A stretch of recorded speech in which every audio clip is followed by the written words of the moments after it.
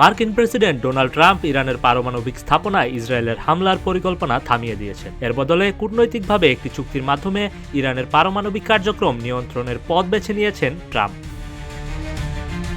New York টাইমসের এক প্রতিবেদনে বলা হয়েছে, ইরানের পরমাণু স্থাপনাগুলোতে মে মাসে হামলার পরিকল্পনা করেছিল ইসরায়েল। তারা চেয়েছিল এই হামলার মাধ্যমে ইরানের পারমাণবিক অস্ত্র তৈরির কাজ অন্তত 1 বছর পিছিয়ে দেওয়া হবে। তবে এই হামলায় ইরানের পাল্টা প্রতিশোধ ঠেকাতে যুক্তরাষ্ট্রের সহায়তা দরকার ছিল ইসরায়েলের। কয়েক মাস আলোচনার পর ডোনাল্ড ট্রাম্প শেষ পর্যন্ত যুদ্ধের পথে না গিয়ে ইরানের সঙ্গে আলোচনার সিদ্ধান্ত নেন, যাতে পারমাণবিক কর্মসূচি সীমিত রাখা যায়।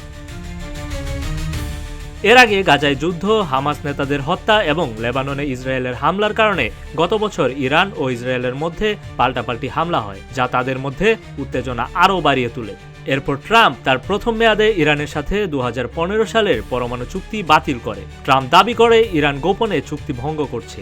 এরপর ট্রাম্প ইরানের উপর আবারও নিষেধাজ্ঞা দেন। গত মাসে ট্রাম্প হুমকি দেন, যদি চুক্তি না হয় তাহলে ইরানের উপর বোমা হামলা হবে। জবাবে তেহরান জানায় তারা কোনো চাপের কাছে মাথা নত করবে না। তবে এসব হুমকি ধামকির মধ্যেও গত শনিবার ওমানের মাস্কাট শহরে যুক্তরাষ্ট্র ও ইরানের প্রতিনিধিরা বৈঠকে বসে। 19 এপ্রিল আবার দ্বিতীয় দফায় আলোচনা হওয়ার কথা আছে। তৌহিদুর রহমান, রূপালী বাংলাদেশ।